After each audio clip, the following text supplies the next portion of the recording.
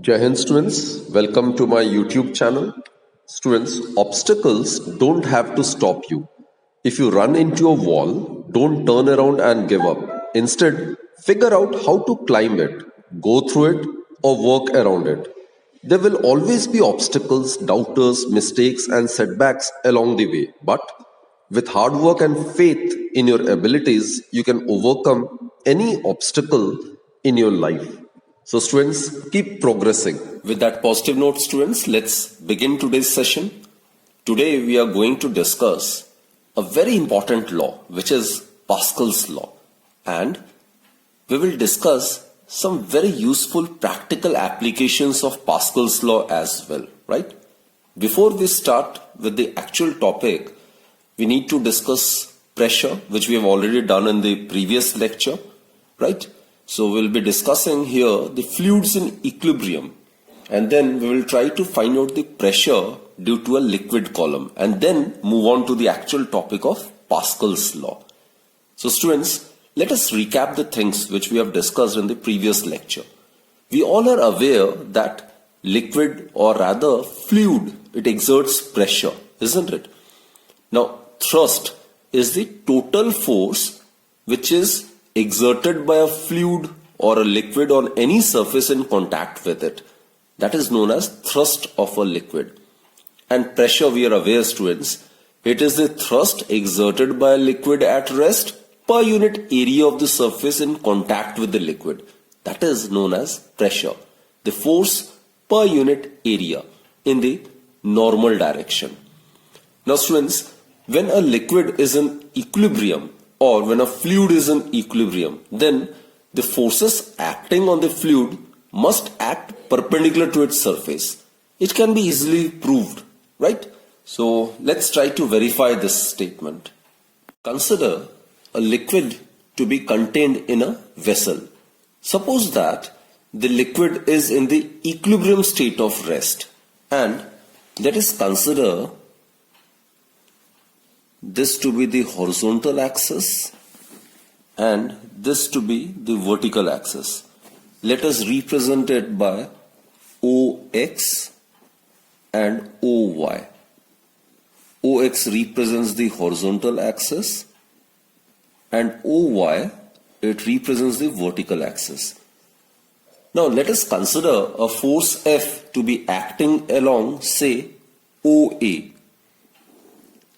This is the direction OA along which force F is assumed to be acting. This is the force F. It is assumed to be acting along the direction OA, making an angle theta with the horizontal. This is angle theta. Now students, this force F is making an angle theta with OX, which is along the horizontal. Now this F, it can be resolved into two components, isn't it? First is F cos theta. This component is F cos theta, which is along horizontal.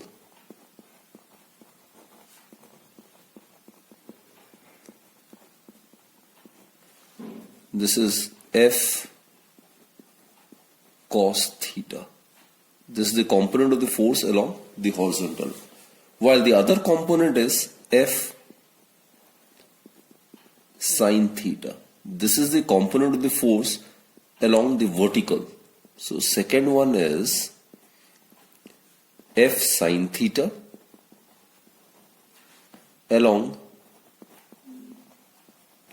vertical. Now students, since the liquid is at rest, that is, there's no flow of liquid, isn't it? The liquid is contained in the container. So obviously the liquid is at rest and therefore there is no flow of the liquid. Therefore, the force along the horizontal must be zero, or else the liquid would have started flowing. Now since the liquid is at rest, therefore we can safely conclude that the component of the force F cos theta must be 0. So since the liquid is at rest, It is in the equilibrium state of rest. Thus, for this to happen, the component of the force along the horizontal direction, it must be absent or it must be zero. Now we are aware liquid does exert some force on the walls of the container with which it is in contact with. Therefore, F cannot be zero, right? So as F cannot be zero,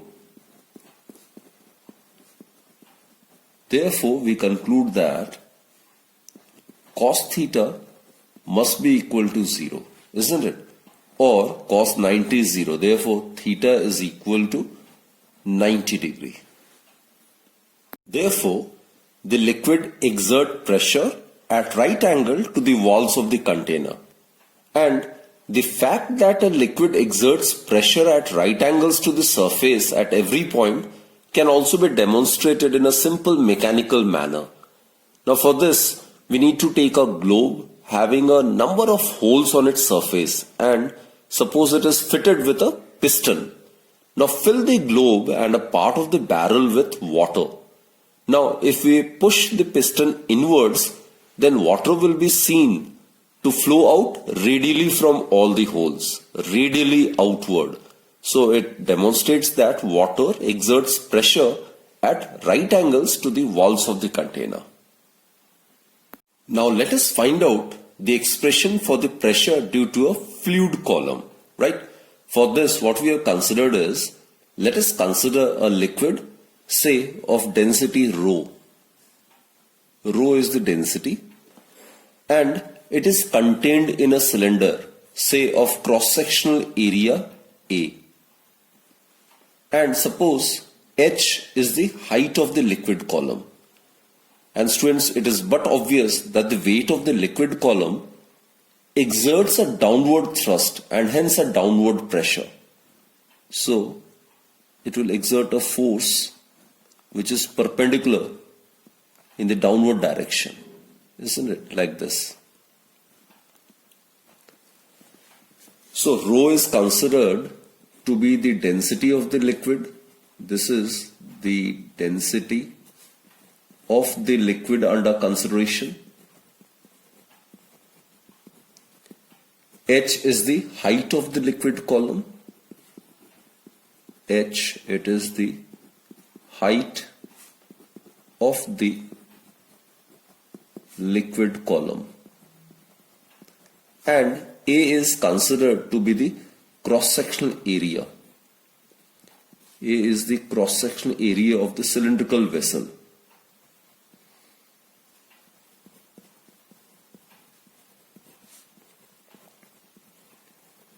Now let's find out the weight of this liquid column. Now weight is given by the product of mass and acceleration due to gravity.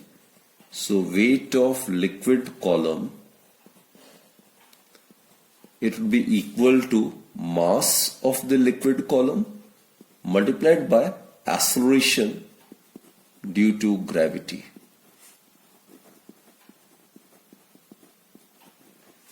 That is, weight of the liquid column, it would be equal to mass. Mass is volume of the liquid column multiplied by density. And acceleration due to gravity, it's represented by a small letter g. So that is, the weight of the liquid column becomes, now volume. Volume of the liquid column in this case, which is contained in a cylindrical vessel, it would be equal to cross-section area multiplied by height of the liquid column. So volume of the liquid column would be cross-sectional area multiplied by height. Density of the liquid, it's considered to be rho, and acceleration due to gravity, it is small g. Now students, pressure, we are aware, pressure which is exerted by the liquid column, it is given by the force per unit area. Here the force is the weight of the liquid column. So weight of the liquid column per unit cross-sectional area.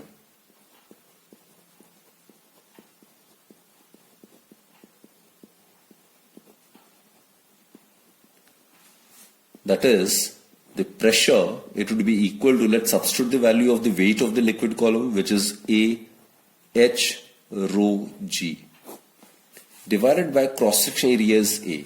That is, the pressure due to the fluid column of height H, it's given by H rho G. So we conclude that the pressure exerted by a liquid column at rest is proportional to the height of the liquid column as well as it is proportional to the density of the liquid. Now students, one more thing. If P naught represents the atmospheric pressure, suppose this is P naught and it represents the atmospheric pressure, isn't it? Then the total pressure here, the total pressure at the bottom of the cylinder, it would be equal to total pressure at the bottom. It would naturally be equal to the atmospheric pressure, which is P naught, plus the pressure due to this height of the liquid column, which is H rho G. Clear, students? Here P naught is the atmospheric pressure. Now we will try to understand the effect of gravity on the fluid pressure. So for this, we have considered a vessel which contains a fluid. Now clearly the fluid which is contained in this vessel is in equilibrium, right? Now since the fluid is in equilibrium, therefore every volume element is also in equilibrium.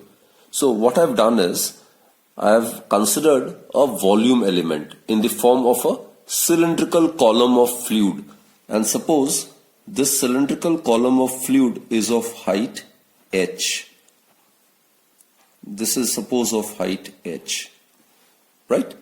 And if we neglect the force of gravity, then the pressure at point 1 and point 2 will be equal to the pressure, will be same. But these pressures will be unequal if we take into account the force of gravity. Now let's consider the force of gravity. This is 1 and this is 2, right? These are the two faces, the top face and the bottom face.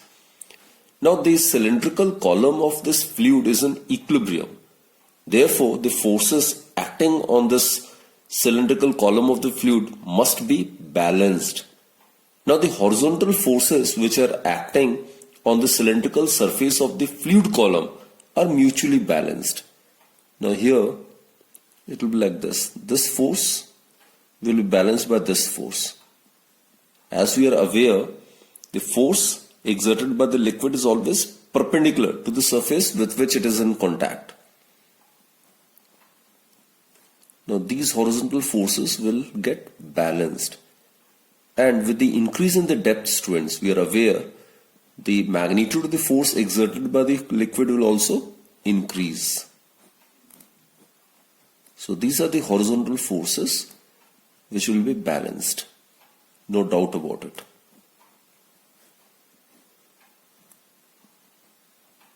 So again I repeat, students, the horizontal forces acting on the cylindrical surface of the fluid column, they are mutually balanced, right? Now let us consider the vertical forces. Now what are the vertical forces acting on this imaginary cylindrical column? Let's try to find out. First is, students, force P1A, which acts vertically downwards on the top face, right? This is the force. This is suppose F1. Pressure is force per unit area. So the force would be equal to pressure at point 1 multiplied by cross-sectional area. A is the cross-sectional area of this portion, of this imaginary cylindrical column of the fluid, right? And second force acting is the weight of the fluid in the cylindrical column, which always acts on the vertically downwards through the center of gravity. This is the weight, and weight is equal to W, it's equal to M into G, right? So students, the vertical forces acting are, first is force P1A on the top face of the column.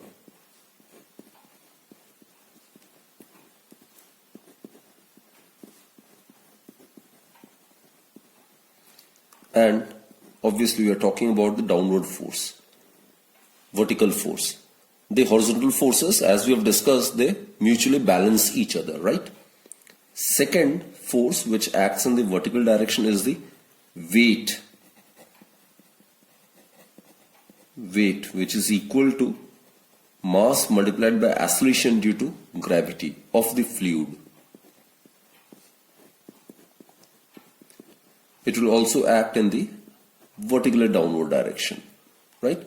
And third force in the vertical direction would be force P2A at the bottom face, and it will act in the vertically upward direction.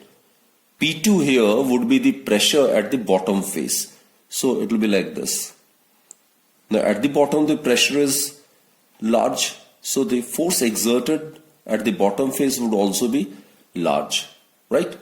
Pressure, we are aware, it's equal to H rho G.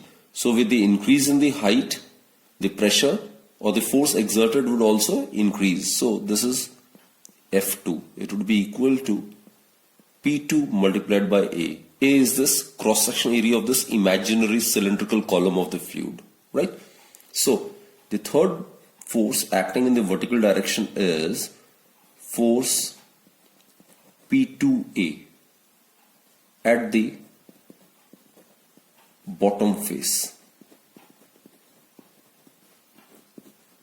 of the column, of the cylindrical fluid column,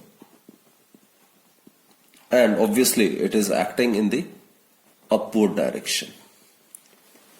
Now students, since the element under consideration is in equilibrium, therefore net force acting must be zero, right? Since it is in equilibrium, it is in equilibrium state of rest, therefore summation of the force acting along the vertical axis, it must be equal to 0, which means that P1A plus mg plus minus P2A, because this force is acting in the upward direction, it should be equal to 0, which further implies that P1A plus mg is equal to P2A, right students? Or we can write it like this as well. P2 is equal to P1 plus mg divided by A. Clear? Here m is the mass of this imaginary cylindrical liquid column, and mass of this imaginary cylindrical liquid column would be equal to volume into density. Volume of this imaginary cylindrical column would be cross-sectional area multiplied by height, and mass is volume, this is volume multiplied by density. Density of the liquid is suppose rho. So mass of the cylindrical liquid column is AH rho. So you can substitute this value over here. So therefore P2 is equal to P1 plus AH rho G divided by A. So AA get cancelled. So what we get is P2 is equal to P1 plus H rho G. So students, this is the expression for the pressure at the bottom face, right? So the pressure difference is P2 minus P1, and it is equal to H rho G, right? Now students, here the area of the cylinder is not appearing in this expression of absolute pressure, isn't it? Here A is not involved. Thus, the height of the fluid column is important. This is the height. H is the height of the fluid column. So height of the fluid column is important and not the cross-sectional or the base area or the shape of the container. So therefore, the liquid pressure must be same at all the points at the same horizontal level or the same depth, because it depends upon H. Clear? And the result is appreciated through the example of hydrostatic paradox, which we'll be discussing in the later section, right? So this is the expression for the pressure difference.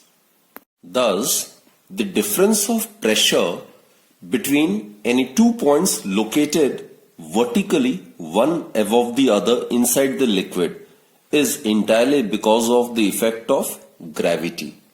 Clear, students? And in the absence of gravity, that is, when the gravity is neglected, then no such pressure difference exists between different points inside the liquid. That is, if we neglect the gravity, that is, in the absence of gravity, small g would be taken as 0.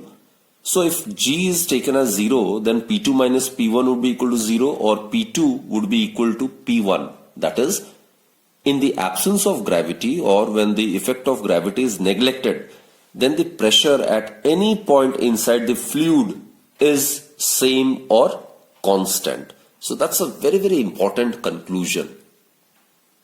Now students, we are in a position to discuss Pascal's law. This law was formulated by Blaise Pascal.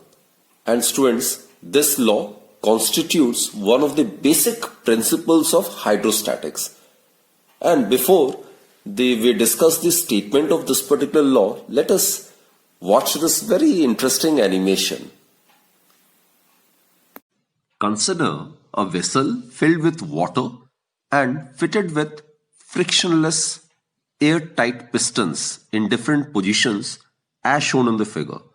The four pistons P, Q, R and S have different cross-sectional areas A, B, C and D respectively.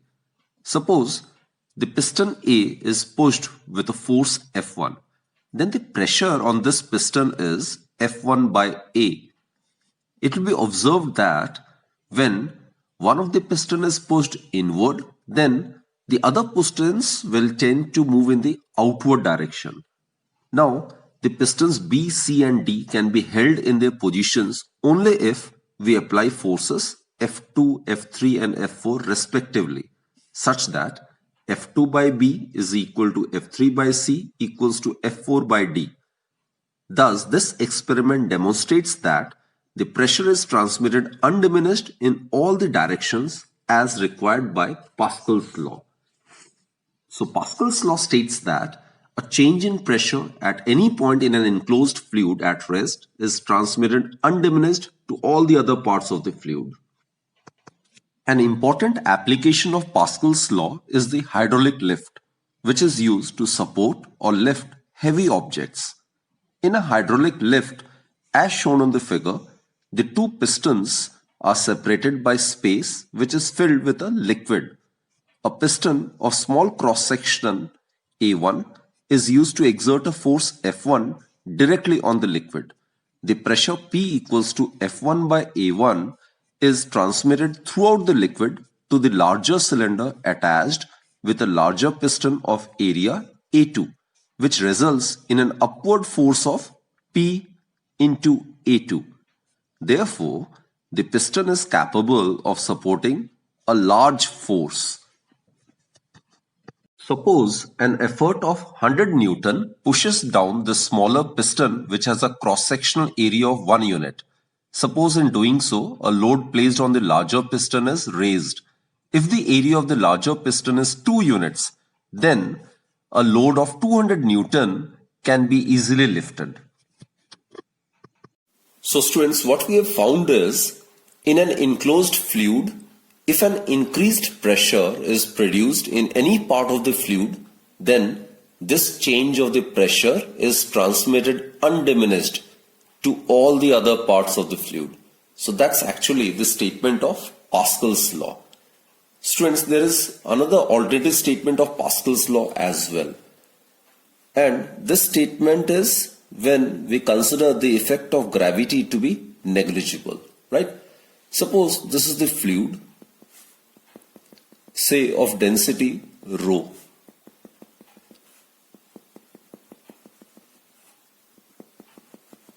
And this is the interface. And let us consider any 2 points. Suppose this is point A, and let us consider this to be point B. And suppose the vertical separation between these 2 points is h. And as I've stated, the density of the fluid is suppose rho. Now, the pressure difference between these 2 points is given by, just now we have discussed this formula, PB minus PA. Pressure at point B would be greater than the pressure at point A because the depth of point B is large as compared to depth of point A from this interface, isn't it? So PB is greater than PA. And the pressure difference between the points A and B, which are separated by vertical separation h, is given by h rho g, right? This is the expression which we have done just previously. Now students, in the absence of gravity,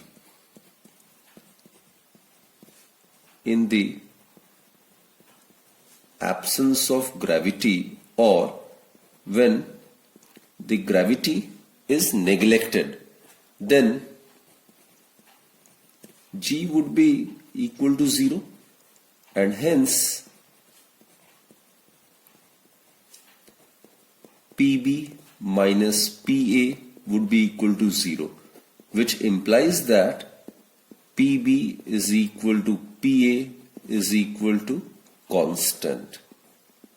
So what we conclude is the pressure in a fluid in equilibrium is same everywhere if the effect of gravity can be neglected. So that is another statement. And this law constitutes one of the basic principles of hydrostatics, as I've stated earlier. So let me write down the alternative statement of Pascal's law. And this alternative statement is the pressure in a fluid which is in equilibrium state of rest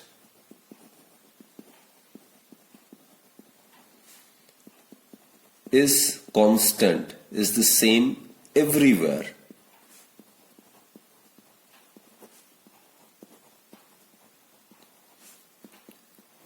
If the effect of gravity is neglected, or if the value of acceleration due to gravity is considered to be negligible or 0.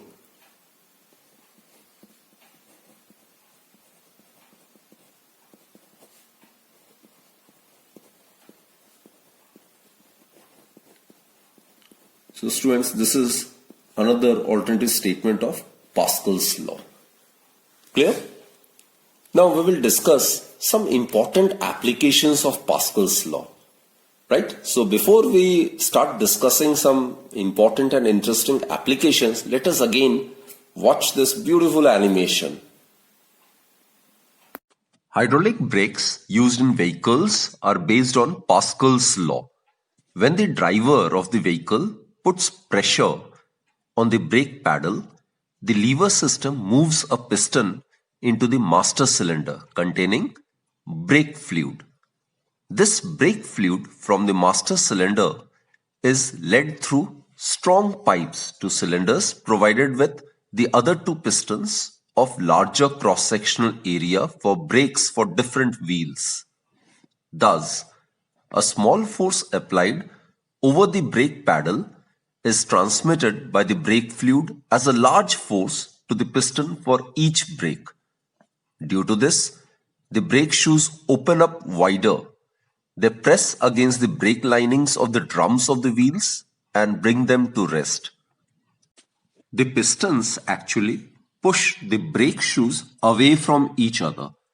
The brake shoes press against the inner rim of the wheel and eventually retard the motion of the wheel. Since the area of the pistons of the wheel cylinder is greater than the area of the piston Therefore, a small force applied to the brake pedal produces a large thrust on the wheels. In order to apply equal pressure to all the wheels, the master cylinder is connected to all the wheels of the vehicle through tubes. Now, when the brake pedal is released, a spring system brings the brake shoes back to their normal positions and the brake fluid returns to the master cylinder. So this is how the hydraulic brakes used in the vehicles make use of Pascal's law. So as we have discussed in the animation, Pascal's law is used in both hydraulic lift as well as hydraulic brakes. Hydraulic lift, it is used to lift heavy objects such as vehicles at a service station, and actually it is an arrangement used to increase the force, isn't it? And hydraulic brakes, for any sort of automobile, a brake system is required, and hydraulic brakes makes use of Pascal's law.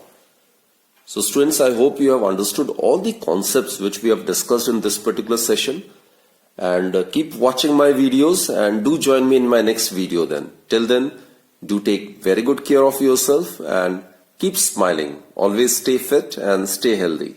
Thank you.